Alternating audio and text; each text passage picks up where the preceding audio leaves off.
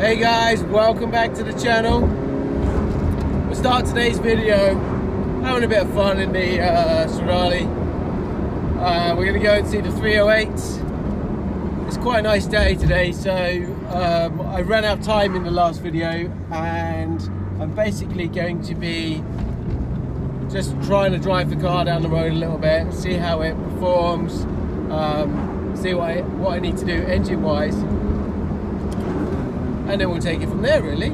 So I'll pass you over to Mr. Challenge Ferrari to do a thing and a bit of noise like this.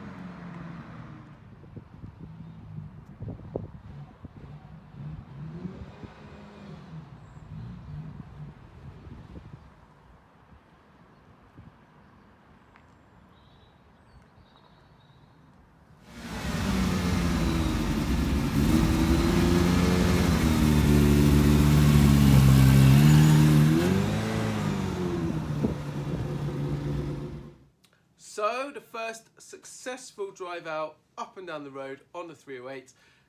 We hit first, second, third, reverse gear, clutch works fine, brakes work okay. All of those obviously need a little bit of looking into and servicing. Yeah, I'm going to go over those before we really take the car out. The car did conk out on me, so it needs a little bit of a tune-up. I do need to tinker around with that still, but considering I bought this as an absolute unknown, non-runner, I'm really happy with it, yeah. Don't know the history, don't know when this car was really back on the road. I do have a Carfax, so I can kind of get a rough estimate, and I'll have a look at that in a bit.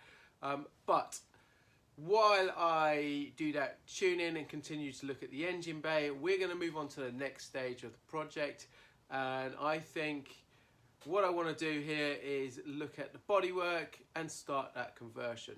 For me, to see the thing evolve into what I kind of plan to do with the car is going to give me a bit of excitement and a bit more push to get that project done as quickly as possible. So, I have been in the background acquiring some parts. I'm going to go through now some of those parts that I've already got and some of those ones that I have missing. Let's do a quick update on the parts we've got for the 308 conversion. So we've got our front deep dish spoiler here, the Valance, front Valance. Again, that needs repainting. Front bumper. I've got actually some new lights to go on there once that's been refinished. Very key bit I managed to get, which is super rare. So we already had the right side wing mirror, the lovely Euro curved one with the prancing horse shield. I've managed to get the other side at great expense. That's actually new, old stock. So we've got that to go on. what do we need? So we are missing front grille, different type of front grille. I'm going to put the fog lights on this car as well. So, but I know where to get both of those. That's no problem. Then we need some side indicators. They're slightly slimmer on the Euro spec. Again, I can get those. And then moving back, what have we got over here? So we've got both our manifolds, completely different to US spec. So I'm missing a couple of joining pipes. There's a long one here that goes here and a short one that goes here. That actually should move that way slightly. Then I've got my rear box. On the rear, I'll be plating up both of the sides on the side markers, the rear American spec side bump markers. Then I've got a rear bumper to acquire. I know I can get one of those. And then the key part, which is the hardest bit to change, will be that lower rear valance. Again, I know where one of those is, so I'm just about to get hold of that. And then that's it. That's all the bits I need for the conversion. So we're nearly there.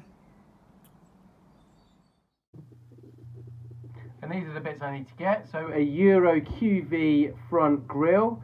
It's deeper, it's got 4 slats, narrower to allow for the fog lights. Also need these side indicators, like I said, slightly narrower, much cleaner looking than the US side markers. And then a set of fog lights, which are probably the hardest bit to get hold of. These are 288 GTO fog lights here, so I need to try and get some 308s. As mentioned, I already have the Euro indicator lenses, new ones to go on the car. They will go on once the bumper has been refinished. So Euro versus US, here's an old US one. US being the full orange or amber lens versus the Euro one. Now, obviously the indicator here and the side light for Euro, this needs to be a clear lens. These are illegal, so I have to change them, but personal preference, I prefer the look of the Euro anyway. While I was acquiring some bits, I found this cool little piece. Someone was selling quite cheaply actually, and a little bit quirky, unrelated to the project, but cool little piece there. I like these little garage wall art knickknacks. So we've got a Dino cover there that I refinished while I was doing the 355 covers. So that's got red crinkle paint on it. And this is probably going to go on the wall as well. So we're going to mount it. Anyone got any better suggestions, let me know. But yeah, that's going to end up somewhere in here with a few other knickknacks. Then we have the rear valance. That's the biggest and most difficult part to change on this conversion, because it all needs to be cut and bonded in, as you'll see when we go through that process. A rear exhaust, so either a standard one or, as you see here, a sports one, and then the 2 side pipes, the final 2 bits for that engine conversion, in order to be able to get that rear valance actually on the car. So it was a quick, short update video on the 308 project today. Bulk of my time recently, I have been cracking on with this 348, like mini restoration. In the background, obviously, I have been acquiring the parts, as you've seen. There's a few more that I need to get. I've been doing my little weaseling around and trying to figure out where I can get them without paying an arm and a leg. So I'm going to get a few more of those. In the next video, we're going to start installing those on the car, doing that bodywork conversion before the car goes to paint, tuning it up as well, trying to get it ready to go on the road, and we'll put it through a UK MOT test when I feel the car is ready to do that, so we can start hopefully using this car sometime in the spring or summer and crack on with the project. So thanks for watching. I will see you guys in the next one shortly. Cheers.